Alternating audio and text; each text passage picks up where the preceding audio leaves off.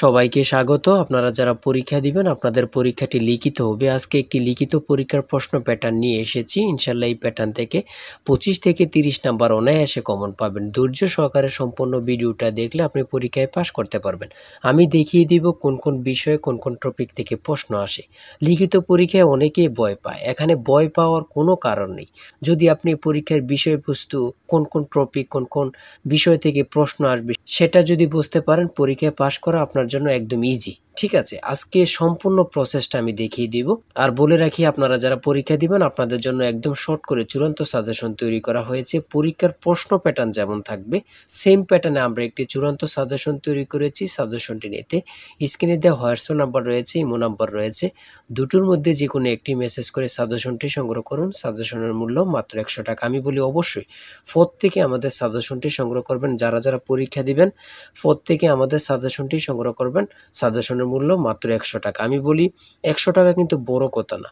ঠিক আছে, আপনারা বুঝতে পারবেন কোন কোন টপিক কোন কোন বিষয় থেকে আসবে। খুব সুন্দরভাবে প্রত্যেকটি প্রশ্নের ব্যাখ্যা ও সমাধান সহ আমাদের সাজেশন উল্লেখ রয়েছে। যারা চাকরির কারণে, বিভিন্ন কাজের কারণে অথবা একটু পড়ালেখা দুর্বল, তারা অবশ্যই আমাদের সাজেশনটি সংগ্রহ করবেন। মাত্র 100 টাকা। ইনশাল্লাহ আপনারা পরীক্ষায় পাশ করে যাবেন। দেখেন, আমি মূল কথায় চলে আসি। আপনাদের পরীক্ষাটি লিখিত হবে। লিখিত পরীক্ষাটা কি ওটা আগে আপনাকে বুঝতে হবে। যেমন সন্ধি বিচ্ছেদ, বেশ বাক্য সহ সমাস নির্ণয় করুন, তারপরে এক কথায় প্রকাশ, তারপরে বিপরীত শব্দ, তারপরে ইংরেজি থেকে ট্রান্সলেট থাকবে, ভয়েস থেকে থাকবে, প্রিপোজিশন থেকে থাকবে, তারপরে শর্ট করে একটি প্যারাগ্রাফ থাকবে, তারপরে গণিত অংশ থাকবে, সর্বশেষ সাধারণ জ্ঞান থাকবে। এতটুকুই হচ্ছে লিখিত পরীক্ষার প্রশ্ন। ঠিক আছে, সিলেবাস আমি দেখিয়ে দিচ্ছি। তারপরও দেখেন, এক নম্বরে রয়েছে অনুচ্ছেদ লিখুন, কৃত্রিম বুদ্ধিমত্তা। ঠিক আছে, অনুচ্ছেদ লিখুন, কৃত্রিম বুদ্ধিমত্তা সম্পর্কে একটি অনুচ্ছেদ লিখবেন। এই অনুচ্ছেদটি লিখতে পারলে আপনাকে 5 নাম্বার দেওয়া হবে। হ্যাঁ, যে কোনো একটি অনুচ্ছেদ দিতে পারে, এটা নিয়ে আমি মনে করি আপনাদের কোনো সমস্যা হবে না। হ্যাঁ, তারপর 2 নম্বরে থাকবে সন্ধি বিচ্ছেদ করুন। এখানে 5টা সন্ধি বিচ্ছেদ থাকবে, 5টার জন্য 5 নাম্বার আপনাকে দেওয়া হবে। আমার কথা বুঝতে পারছেন? তারপরে রয়েছে 2 নম্বরের সন্ধি বিচ্ছেদ, এখানে 5টা থাকবে, 5টার জন্য 5 নাম্বার। তারপরে 3 নম্বরে রয়েছে বেশ বাক্য সহ সমাস নির্ণয় করুন। এখানে 5টা আছে, 5টার জন্য 5 নাম্বার আপনারা পেয়ে যাবেন। ঠিক আছে, প্রত্যেকটি প্রশ্নের জন্য 1 নাম্বার করে। আর বলি, যারা পরীক্ষা দিবেন কোথায় থেকে পড়বেন, অনেকেই বোঝেন না। এখান থেকে ওখান থেকে না পড়ে আমাদের কাছ থেকে সাজেশনটা নেন, আপনি সুন্দরভাবে পড়ে যান, পরীক্ষা উত্তীর্ণ হয়ে যাবেন। ঠিক আছে, বুঝতে পারছেন কথা? তারপরে 4 নম্বরে রয়েছে এক কথায় প্রকাশ করুন। এখানে 4টা দিয়েছে, 4টার জন্য 4 নাম্বার আপনাকে দেওয়া হবে। এখানে 5টা দিলে 5টার জন্য 5 নাম্বার আপনাকে দেওয়া হবে। ঠিক আছে, তারপরে রয়েছে অর্থসহ বাক্য রচনা করুন। এখানে 5টা রয়েছে, 5টার জন্য 5 নাম্বার আপনাকে দেওয়া হবে। ঠিক আছে, তারপরে 6 নম্বরে রয়েছে একটি শর্ট করে প্যারাগ্রাফ, সোশ্যাল মিডিয়া সম্পর্কে একটি প্যারাগ্রাফ আপনারা লিখতে হবে। যদি আপনারা এই প্যারাগ্রাফটা লেখেন তাহলে 5 নাম্বার পেয়ে যাবেন। তারপরে 7 নম্বরে রয়েছে অনুবাদ অর্থাৎ ট্রান্সলেট আপনারা করতে হবে। এবার লিখিত বলেন, এমসিকিউ বলেন, ট্রান্সলেট থাকবেই থাকবে। ঠিক আছে, এখানে 5টা ট্রান্সলেট থাকবে, 5টার জন্য 5 নাম্বার পেয়ে যাবেন। ওই দিক দিয়ে আছে একটা, এখান দিয়ে আছে 4টা, মোট 5টা ট্রান্সলেট থাকবে, প্রত্যেকটার জন্য 1 নাম্বার করে আপনাদেরকে দেয়া হবে। তারপরে 8 নম্বরে রয়েছে fill in the gaps with appropriate word. ঠিক আছে, এখানে 5টা থাকবে, 5টার জন্য 5 নাম্বার আপনাদেরকে দেয়া হবে। 9 নম্বরে রয়েছে change the sentence as directed. ঠিক আছে, এখানে 5টা থাকবে, 5টার জন্য 5 নাম্বার আপনাদেরকে দেয়া হবে। আমি বলি, যারা পরীক্ষা দেবেন আমাদের সাজেশনটি সংগ্রহ করবেন। প্রত্যেকটি প্রশ্নের ব্যাখ্যা ও সমাধান সহ আমাদের সাজেশনে পেয়ে যাবেন। ঠিক আছে, তারপরে 10 নম্বরে রয়েছে মেক সেন্টেন্স উইথ ফলোইং ওয়ার্ডস। এখানে 5টা থাকবে, 5টার জন্য আপনাকে 5 নাম্বার দেওয়া হবে। দেখেন কিন্তু কোন কোন টপিক থেকে প্রশ্ন আসে, এটা কিন্তু দেখেন, খুবই গুরুত্বপূর্ণ একটি প্রশ্ন প্যাটার্ন।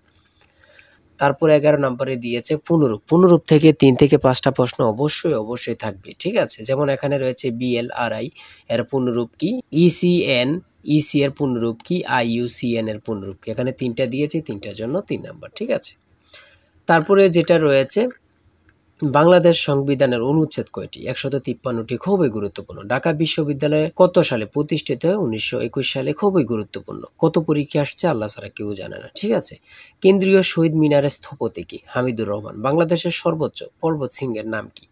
সেটা হচ্ছে তাজিংডং বিজয়। ঠিক আছে, খুবই গুরুত্বপূর্ণ। 1952 সালে 21শে ফেব্রুয়ারি ফাল্গুন মাসের কত তারিখ ছিল? 8 ফাল্গুন। ঠিক আছে, খুবই গুরুত্বপূর্ণ একটি প্রশ্ন। তারপরে রয়েছে 17 নম্বরে 3 বিঘা করিডোর কোন জেলা অবস্থিত? খুবই গুরুত্বপূর্ণ, লালমনিরহাট। অনেক চাকরি পরীক্ষায় এই প্রশ্নটি আসছে, ঠিক আছে। আন্তর্জাতিক নারী দিবস কত তারিখে অনুষ্ঠিত হয়? 8 মার্চ। 8ই মার্চ। আন্তর্জাতিক নারী দিবস কত তারিখে অনুষ্ঠিত হয়? 8ই মার্চ। কত পরীক্ষা যে আসছে আল্লাহ ছাড়া কেউ জানে না, শুধু এটাই হচ্ছে কথা। তারপরে রয়েছে হরমুজ প্রণালী কোথায় অবস্থিত? ওমান ও পারস্য উপমহাসাগরে অবস্থিত। খুবই একটি গুরুত্বপূর্ণ। এখন বর্তমানে হরমুজ প্রণালী সম্পর্কে অবশ্যই প্রশ্ন আসবে, ঠিক আছে। তারপরে রয়েছে ডেনমার্কের মুদ্রার নাম কি? সেটা হচ্ছে ক্রোন। খুবই গুরুত্বপূর্ণ। রোহিঙ্গা জনগোষ্ঠী কোন দেশের অধিবাসী? মিয়ানমার। নিঝুম দ্বীপ কোন নদীর মোহনায় অবস্থিত? মেঘনা। খুবই গুরুত্বপূর্ণ একটি প্রশ্ন উত্তর। নিঝুম দ্বীপ কোন নদীর মোহনায় অবস্থিত? সেটা হচ্ছে মেঘনা নদী, ঠিক আছে। তারপরে রয়েছে পরিবেশবাদী গ্রেটা থুনবার্গ কোন দেশের নাগরিক? সুইডেন। 25 নম্বরে রয়েছে পৃথিবীর বৃহৎ ম্যানগ্রোভ বনের নাম কি? সুন্দরবন। তারপরে রয়েছে 1 কিলোবাইট কত বাইটের সমান? 1024 বাইট। কোন ভিটামিনের অভাবে রাতকানা রোগ হয়? ঠিক আছে, কোন ভিটামিনের অভাবে রাতকানা রোগ হয়? Vitamin A.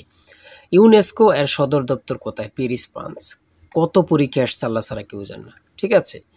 তারপরে রয়েছে গণিত। সর্বশেষ রয়েছে একটি বইয়ের মূল্য 100 টাকা বিক্রয়ের সুবিধার্থে বইটির মূল্য 10% হ্রাস করা হলো। 3 মাস পর বইটির নতুন মূল্যের উপর আরও 5% ছাড় দিয়ে বইটি বিক্রয় করা হলে বইটি কত টাকায় বিক্রয় হলো? এখানে অঙ্কটির সমাধান দেয়া আছে, আপনারা যদি পারেন এই অঙ্কটির জন্য 5 নাম্বার আপনাদেরকে দেয়া হবে, ঠিক আছে। তারপর রয়েছে কোনো বিশ্ববিদ্যালয়ের ছাত্র ও ছাত্রীর অনুপাত 3:2, ছাত্রদের মধ্যে থেকে 20% এবং ছাত্রীদের মধ্য থেকে 25% বৃত্তি পেয়ে থাকলে ওই বিদ্যালয়ের মোট কত শতাংশ ছাত্রছাত্রী বৃত্তি পায়নি? ঠিক আছে, এই অঙ্কটির সমাধান দেওয়া আছে, আপনারা যদি পারেন 5 নাম্বার পেয়ে যাবেন।